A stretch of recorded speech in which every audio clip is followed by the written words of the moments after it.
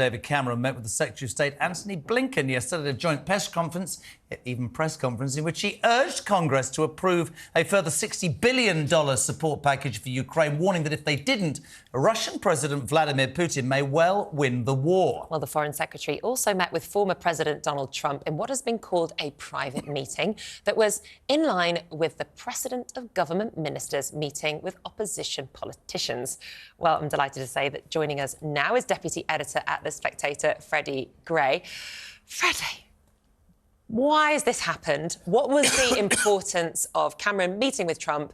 And how do you think it's going to play out for the British electorate? Well, I think David Cameron knows that he messed up last time he went to America because he offended a lot of Republicans by suggesting... because Republicans are reluctant to give aid to Ukraine. Europe, Britain and the Democrats are trying to push them to do it. And so Cameron said to Republicans, you don't want to be like, we were with appeasing Hitler. And Republicans were very offended about this and didn't like it at all. Marjorie Taylor Greene famously told him to kiss my arse, was the word she used. And so Cameron this time has had to try and kiss Donald Trump. I mean, and this is my point, and Nick knows, I'm not a massive fan of David Cameron. I think, he created austerity, fine, that was his idea. He held a referendum on Brexit and didn't like the answer and stalked off. He gets brought back, which I believe is for him all about trying to clear his name in other ways. He described Donald Trump as divisive, stupid and a misogynistic whatever several months ago, and yet he now goes to Mar-a-Lago. The only person who's laughing all over his face is Donald Trump, isn't it? Yeah, and I think he does find it very funny. I think he enjoys it when of course he people does. Who called him a sociopath and so on. I know David Lammy we may well see quite soon. Says he'll work with Donald Trump now. He called him a Nazi sociopath not so long ago. Wow. So we'll see how that plays out. But, I think Cameron believes that his sort of old Etonian charm will work on Trump because it did with Boris Johnson. Trump likes a sort of charming British act. And he may be right. Trump can go along with things quite well. But obviously the meeting didn't work because Cameron then didn't get the meeting with the most important person in terms of this aid package, which is the House Speaker, Mike Johnson. So he was snubbed by that. So I think what happens, I don't know this, but from what I've been told, is Cameron was putting pressure on Trump to pressure Johnson to meet him, and Johnson then didn't meet him. What do you make more generally of the way in which America views Britain now? We've always had that special relationship, whatever that means. Has that special relationship changed? Do you think we're a much softer power now? No, not really. I think Britain makes a big mistake in thinking that we think that Americans think a lot about us. I mean, for instance, Roger Stone, who's a Trump advisor, consigliere type, yesterday, I texted him to see, try and get some info about the Cameron meeting because he's in Florida too. And he replied saying, is David Cameron still alive? My goodness. And I think that's a really interesting scenario. You're dead right, because we talk about the special relationship. But I think countries... I don't believe there's the special relationship that there once was. I'm interested also about this... I mean, look at the Israel situation, We're talking about an aid package to Ukraine. I'm very strong on what I think needs to be done. Other people have other opinions. I think it is our war because if he's successful, Putin, and then it goes further.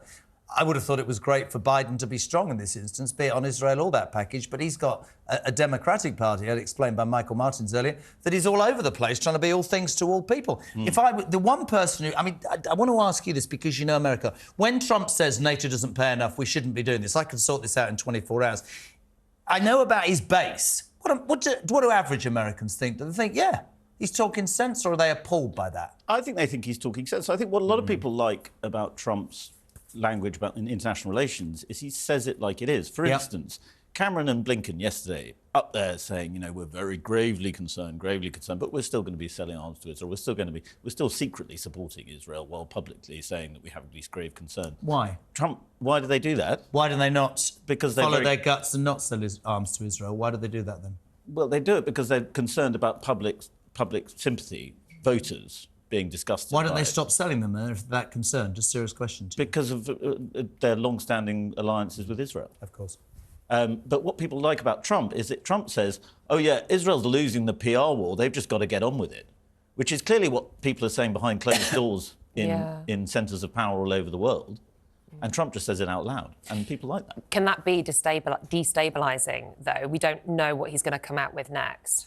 Yeah, but I think that always assumes that people are stupid. You know, people actually just get. I had this what's conversation going with on. my father-in-law yesterday, Nick. This is really interesting. So people are appalled by Donald Trump. Some people, he's absolutely appalled.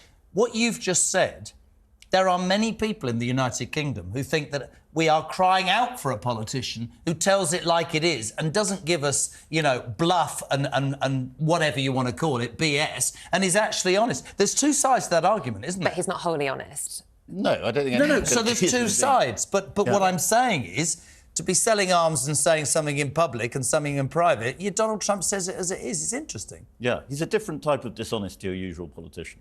I think that's fair to say. That's very well put. Different type of dishonest. Does he win, by the way? At the moment, the polls are tightening in Biden's favour. Right. But at the moment, yes, I think he still narrowly wins. But it's definitely got tighter in the last few weeks. Why? Because I think probably because of the abortion issue, slightly. Right. Biden campaigning a lot on that. The economy's picking up, which is good for Biden.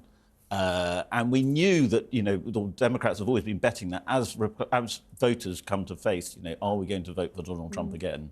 A lot of What them about say they will statesmen like Dave? Just make a great point to me. What about Biden's had a chance in terms of Ukraine, this package, also Israel, to look statesman-like rather than some old buffoon somewhere in Maryland? True? He's done a slightly better job Yeah. of that. He didn't. His State of the Union address wasn't a disaster. And Right. that's about as And everybody as nice tuned as we in to can- see if he'd fall off the lectern, didn't And they, he to be didn't. honest? So And good he for him. didn't, so yeah, he brought in the You're viewers. quite right about the special relationship, though. It's Boris Johnson said it was a needy phrase and we shouldn't use it.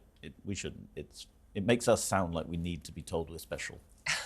And, well, some of us do. Some of us do. Yeah, You're both very special. Thank you, Freddie. thank you, Finally. Freddie. No What an hints or anything. absolute liar he is. Absolutely not true, but thank you very much. Thank you so much, Freddy Gray from The Spectator there.